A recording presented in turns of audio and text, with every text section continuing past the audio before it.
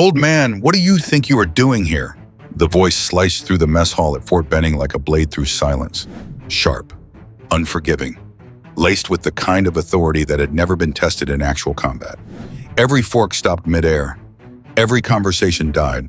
All eyes turned toward the source of the confrontation.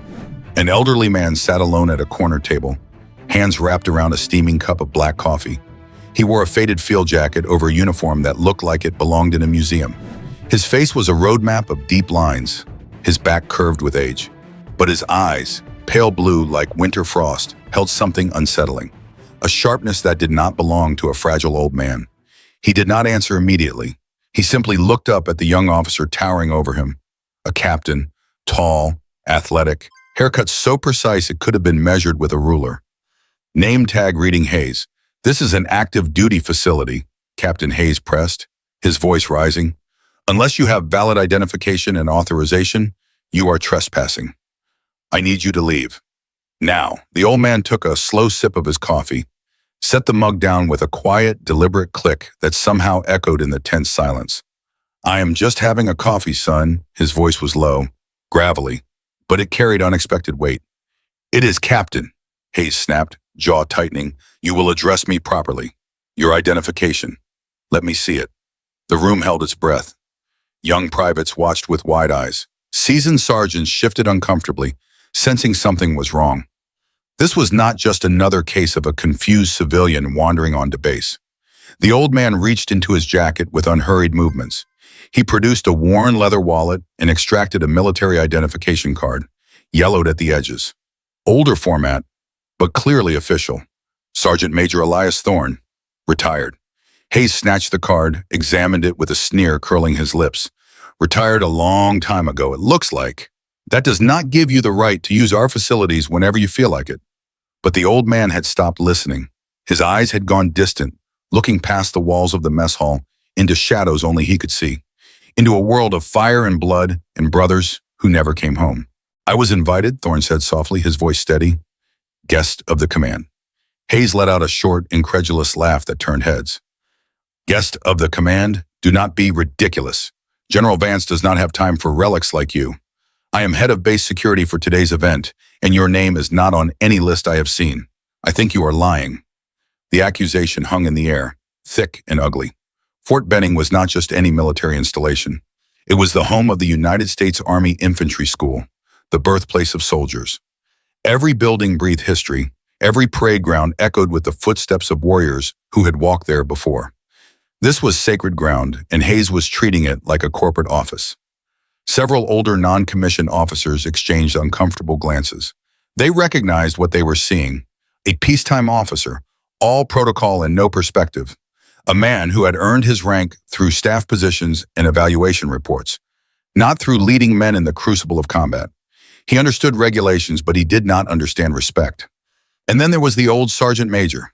He sat with a stillness that only came from decades of discipline, the kind of calm that could not be faked or learned from a manual. It was forged in places Hayes could not imagine.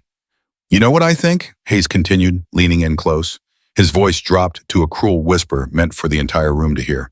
"I think you are one of those fakes, a guy who bought a uniform at a surplus store and likes to pretend he is a hero. We get them from time to time. Stolen valor. It is pathetic." The insult landed like a physical blow. In military culture, few accusations cut deeper than stolen valor. The act of impersonating a service member, claiming honors never earned, wearing medals never awarded. It was despicable. It dishonored every man and woman who had truly served, and the military community dealt with such frauds harshly. But accusing the wrong man? That was a different kind of disaster entirely. A master sergeant near the back of the room, a man whose chest displayed rows of ribbons earned across 3 deployments, slowly rose to his feet. His eyes were locked on Thorne with growing recognition.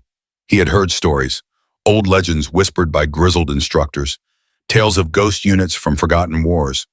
Thorne pushed his chair back and stood. He was shorter than Hayes, his body worn by 8 decades of life. Yet somehow his presence filled the space around him. "I am no fake, Captain." The words were quiet, but they held the certainty of mountains. "Oh, really?" Hayes mocked, looking Thorne up and down with exaggerated scrutiny. "Then prove it. Tell me your last unit. your military occupational specialty. Let us see how much you actually know. 75th Ranger Regiment, 11 Zulu, Infantry, Senior Sergeant. The answer came immediately. Precise, correct. A ripple of murmuring spread through the NCOs in the room. 11 Zulu was not just any designation. It was reserved for the most senior infantrymen, men who had seen it all and survived to teach others. Hayes paused, momentarily thrown, but his pride was already committed. He could not back down now. Anyone can memorize a designation, he scoffed, recovering his swagger. That proves nothing. You special operations types, you all have call signs, right? A handle used in the field. If you are here who you say you are, if you are this legendary ranger, you must have had one. So tell me, old man, right here, right now, what was your call sign? The challenge hung in the air like a gauntlet thrown down. A call sign was sacred. It was not a nickname given at a bar. It was earned in combat, forged in fire, carried through hell. It was a piece of a soldier's soul. To demand it in public, as if it were some party trick, was the ultimate disrespect. The room held its breath. Thorne stood silent for a long moment.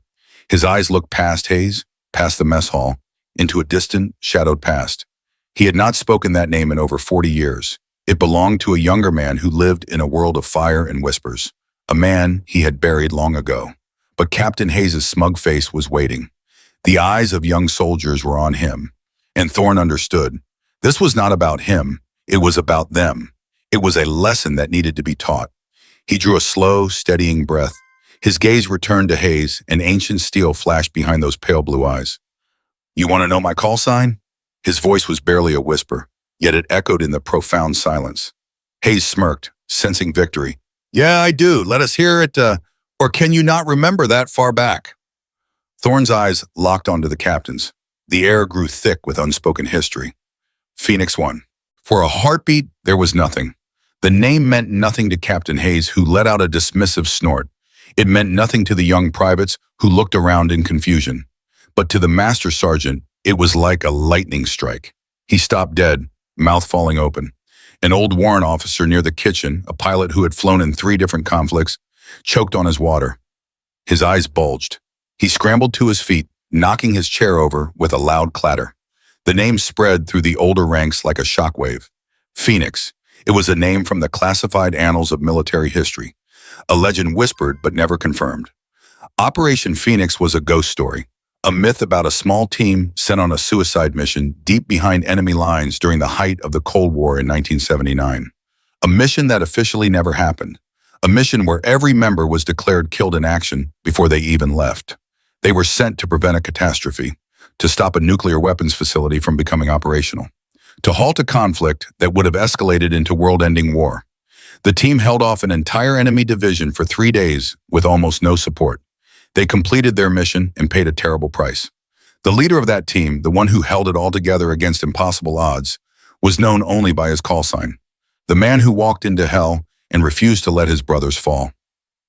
Phoenix 1, Perdue Moan. What did you just say? Hayes demanded, but his voice lacked conviction. He saw the looks on the faces of senior NCOs. Raw shock. Dawning, terrified respect. The ground was shifting beneath his feet. At that moment, the doors to the mess hall swung open. General Vance entered, a formidable 3-star general whose chest displayed medals telling the story of decades of service. He was there to give a speech to the troops. He stopped short, taking in the scene. The entire room silent. Captain Hayes pale and confused, and the old man standing in the center of it all.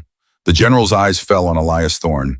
His professional mask dissolved, replaced by pure, unadulterated awe. He walked directly past Captain Hayes as if he were furniture, stopped 3 feet in front of the old sergeant major. For a moment, the 3-star general looked like a young lieutenant again, standing before a living monument. Sergeant Major Thorne. His voice was thick with emotion. I cannot believe it is really you. We all thought you were gone. Thorne gave a small, sad smile. Reports of my death were exaggerated, sir. General Vance let out a shaky breath, somewhere between a laugh and a sob. He turned to the stunned room, eyes blazing. Looked at Captain Hayes and his expression turned to ice. Captain, do you have any idea who this man is? Hayes swallowed hard, face ashen. Sir, he was unauthorized. I was just following protocol. Protocol? The general repeated the word with contempt dripping from every syllable. You were humiliating a man to whom every single person in this uniform owes a debt they can never repay. He turned his attention back to the room at large. Most of you will have never heard of Operation Phoenix. It is not in your history books. It is buried under 50 years of classification. It was a mission so dangerous, so critical, that the men who went on it were declared dead before they left. They were ghosts, he pointed at Elias Thorne. This man was Phoenix 1, commander of that unit. He and his team held off an entire enemy division for 3 days. They completed their mission and saved countless lives. He was the only one who made it out. He spent 2 years in an enemy prison, endured torture, escaped, and walked across a continent to freedom. When he finally came home, the mission was already buried. His survival had to remain secret. He was given a new name, a quiet life, and asked to fade away. He did it without complaint. Because he is a soldier. The general's voice cracked with emotion. My father was a young intelligence officer on that mission's planning staff. He spent the rest of his life believing he had sent you and your men to your deaths. It haunted him until the day he died. He called you the bravest man he ever knew. General Vance took a deep breath, straightened his uniform, then did something no one in the room had ever seen a 3-star general do for an enlisted man, retired or not. He snapped to attention. His arms shot up in the sharpest, most respectful salute he had ever rendered. Phoenix 1, it is the greatest honor of my career to stand in your presence. Welcome home, Sergeant Major. A chain reaction ignited across the room. The warrant officer saluted. The master sergeant saluted, hand trembling.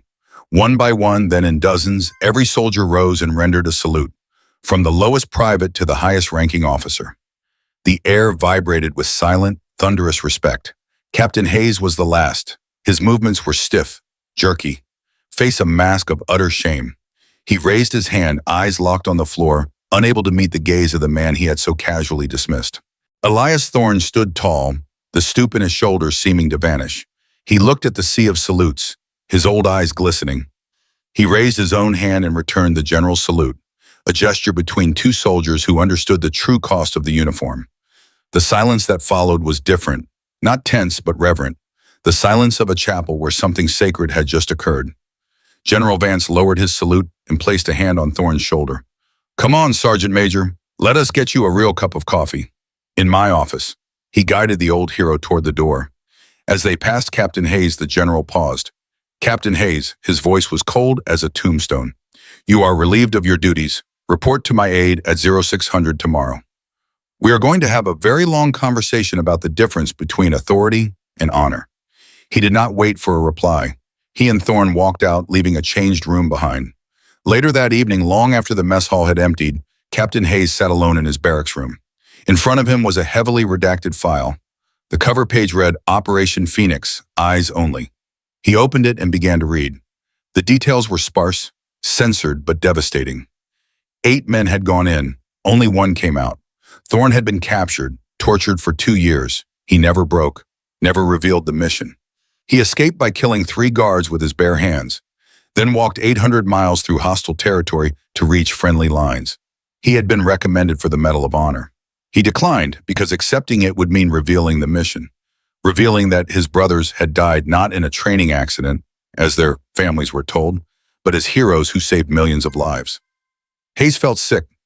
He had mocked a man who had sacrificed everything, a man who lived 40 years in silence so that the families of his fallen brothers could have peace, even if that peace was built on a necessary lie. Across the base in the quiet corner of the library, Elias Thorne sat with a book open but unread. A young private approached hesitantly, holding 2 steaming mugs. Sergeant Major, the private's voice was barely a whisper. I brought you some coffee, sir. The good stuff, not that mess hall stuff. Thorne smiled, a genuine warmth reaching his eyes. He took the mug.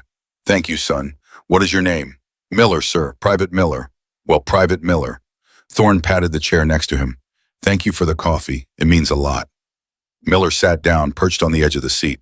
Sir, what you did, what they said you did. I just want to say thank you for your service. Thorne looked at the young man, at the earnest, respectful face, and saw the future. The lesson had been learned, passed from one generation to the next. You are welcome, son. Just do me a favor. Remember that everyone you meet has a story. You just have to be willing to listen. The silent salute in that mess hall was over, but its echo would resonate for years to come.